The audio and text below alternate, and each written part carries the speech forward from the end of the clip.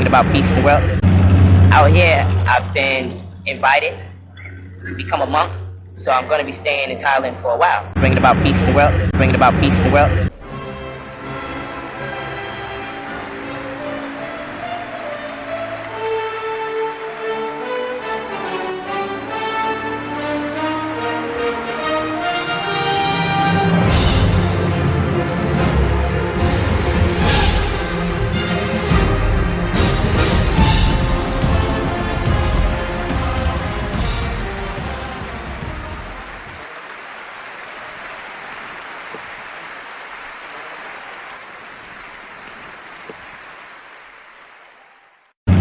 Out here, I've been invited to become a monk, so I'm going to be staying in Thailand for a while. One of the number of things that I'm traveling the world to do is to become part of various priesthoods and spiritual orders. One of the number of things that I'm traveling the world to do is to become part of various priesthoods and spiritual orders. Bringing about peace in the world, bringing about peace in the world. Y'all say I sold out. I say I cashed in. The old Harlem hustle. The old Harlem hustle. Y'all say I sold out. I say I cashed in. The old Harlem hustle. But the name of this particular session is, has the conscious community met its expiration date? What's up, family? I see y'all coming in. Has the conscious community met its expiration date? Again, we live in Thailand. Take a look. Y'all can see our view. Okay, this is a view that we sitting by. Nah, we not at the beach. We actually at our hotel. Y'all say I sold out. I say I cashed in. The old Harlem hustle. The old Harlem hustle. Y'all say I sold out. I say I cashed in. The old Harlem hustle. Again, Miss Lamar, the lovely Victoria Lamar, and we're about to speak to y'all about life experiences. We're not going to have this conversation to degrade anybody or pull anybody down. Just want to have a real conversation with our people.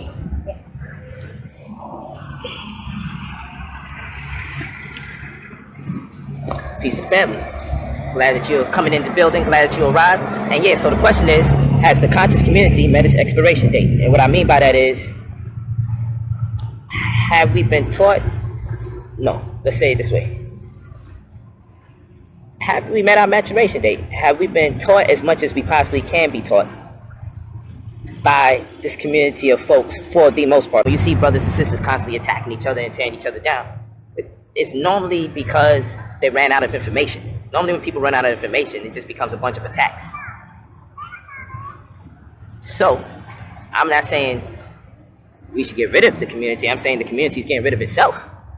And so the question becomes, have we been given as much as can be offered by a certain group of people that make up the leadership in the community? Because it appears that with all the infighting,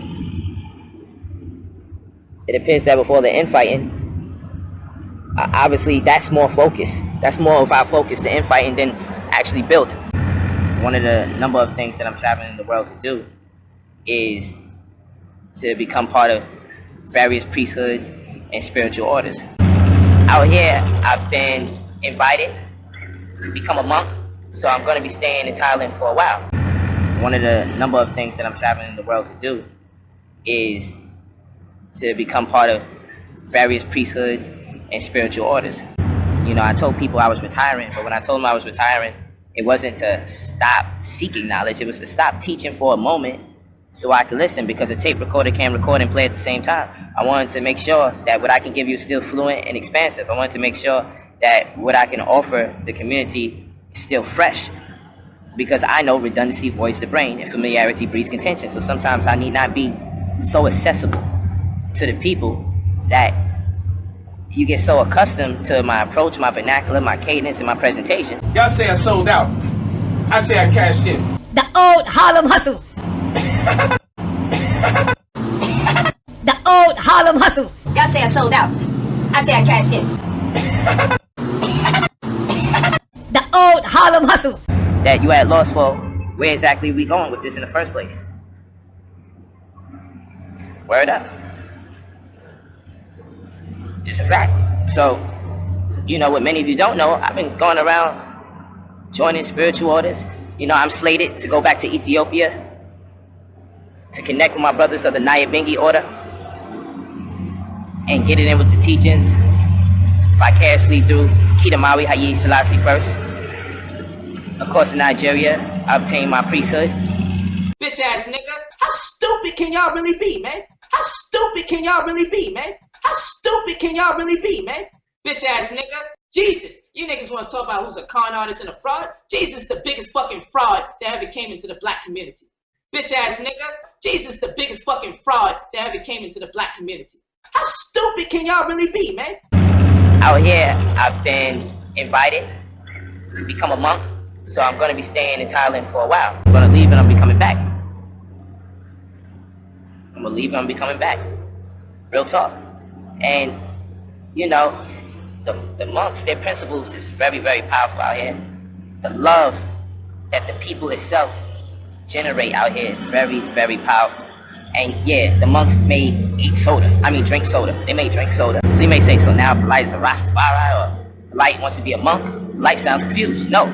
What I learned is that everybody is holding on to a component of truth.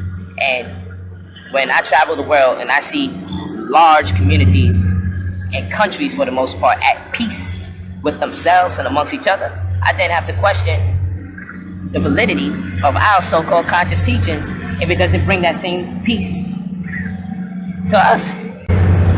That's what I have to question. I have to question the validity of our conscious teachings. I would just learn their teachings because they feel it's very important. They feel it's very prominent. It plays an integral role in bringing about peace in the world. Bitch ass nigga. How stupid can y'all really be, man? How stupid can y'all really be, man? How stupid can y'all really be, man? Bitch ass nigga. Jesus, you niggas want to talk about who's a con artist and a fraud? Jesus, the biggest fucking fraud that ever came into the black community. Bitch ass nigga. Jesus, the biggest fucking fraud that ever came into the black community. How stupid can y'all really be, man? How stupid can y'all really be, man? And they like, look, you got influence. We want you to just go back into the world and teach them about Buddha. Teach them about the principles. Not necessarily the man, but the information. What they learn means so much to them. What they learn means so much to them. What they practice means so much to them that the best thing that they can offer me is the knowledge in hopes that I perpetuate the same and disseminate this truth that they hold to the rest of the world because they want the world to change for the better good. Now I'm talking a whole community of people.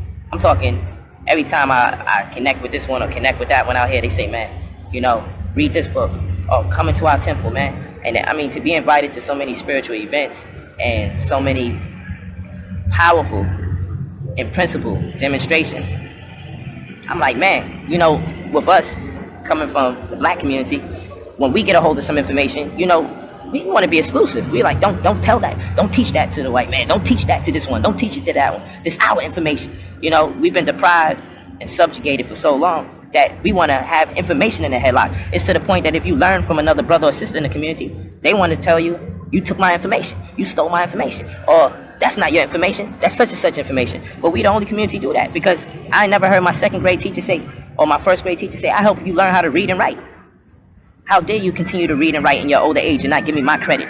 Or nobody walks around saying, how come you don't give your third grade teacher credit or your fifth grade teacher credit for the math that you be on? No one does that. But in our community, everyone wants the credit for someone else who starts shining or someone else who starts teaching. But part of that is the mechanics behind social engineering and the social construct that we subject to day to day. We've been deprived of so much that now even the truth that we hold on to that we feel will make us better, it's like we feel that our truth will only make us better as people, but it's not designed to make other people better as people. But wouldn't the world be better if we had a truth that was universal or international? I'm talking international truth. There's truths about us as a people genetically that's powerful, yes, but where's the truth that's international? Where's the truth that's universal? That no matter who has it, it can empower them for the better good, thereby making our lives even that much more better and easier to live. You see, you can't keep denying all the other races of the truth, because then you're going to be a victim of that exclusivity if they don't have principles, edicts, and morals that they have to live by. Oh, I'm at peace everywhere I go. I'm at peace everywhere I go. You know what I'm going to tell you? The Thai people here, they really opened my mind up. I mean, I went through a similar experience in Egypt, you know, Ethiopia, South Africa. I went through these experiences, but I'm gonna tell you, man. You know, in Thailand, you can chime in whenever you're ready. You heard? Yeah.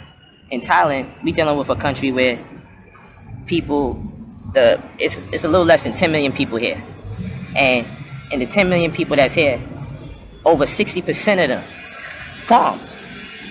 Do you understand what I'm saying? Imagine a country where over 60% of the people farm.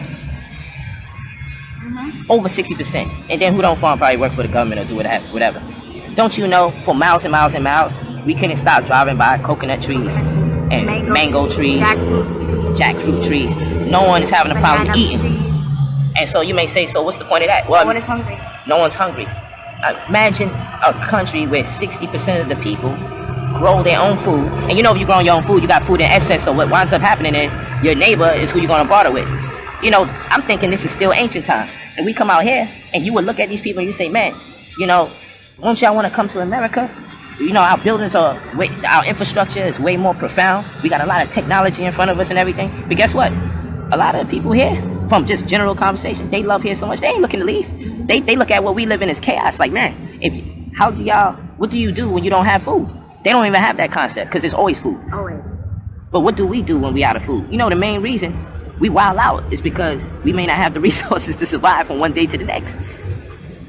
Out here, you can just build your house, grow your food. You know how to grow your food. Your neighbor's growing food, and everyone has food everywhere. And it's food growing everywhere we go.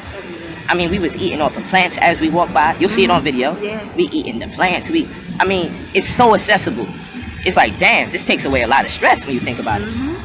And so, also, the government is in conformity with the same religion as the people. Right. So I said, damn, you know what? When we in America, if I'm in tune with my knowledge and my spiritual teachings, I might get on the FBI list. If I share the truths that's beholden to our people, I may risk prison incarceration, being set up, agents in the community planted to bring me down amongst my own race. If my own race disagrees with me, they'll call me a coon or an agent or one of these other names. But in other cultures, they telling us out here, hey, read these books, take from your own perspective and share what you feel from your perspective. So long as your intention is to share your perspective from the valuable teachings that is this, you have our full support. Y'all say I sold out. I say I cashed in. The old Harlem hustle. The old Harlem hustle. Y'all say I sold out. I say I cashed in. The old Harlem hustle. There was a juvenile detention facility created just 7 blocks from where I lived in Brownsville, and I wound up being in that motherfucker. I can't stand that fucking neighborhood, and I can't stand neighborhoods like it, and the motherfuckers in there that perpetuate the energies for niggas to get stuck in it. Fuck that shit. Fuck the ghetto. Fuck the hood, and fuck the animals that live in that motherfucker. And if you feel like I'm talking to Hold up. fuck you too. Hold up. You said what? Fuck the animals that live in there? You got babies that live there. I lived in Brownsville, and I wound up being in that motherfucker. I can't stand that fucking neighborhood, and I can't stand neighborhoods like it, and the motherfuckers in there that perpetuate the energies for niggas to get stuck in it. Fuck that shit. Fuck the ghetto. Fuck the hood, and fuck the animals that live in that motherfucker. And if you feel like I'm talking to all black people, fuck you too. Bitch ass nigga. How stupid can y'all really be, man? How stupid can y'all really be, man? How stupid can y'all really be, man? Bitch ass nigga. Jesus, you niggas want to talk about who's a con artist and a fraud? Jesus, the biggest fucking fraud that ever came into the black community. Bitch ass nigga. Jesus, the biggest fucking fraud that ever came into the black community. Y'all say I sold out. I say I cashed in. The old Harlem hustle. The old Harlem hustle. Y'all say I sold out. I say I cashed in. The old Harlem hustle. Bringing about peace in the world. Out here, I've been invited to become a monk, so I'm going to be staying in Thailand for a while. Bringing about peace in the world. Bringing about peace in the world.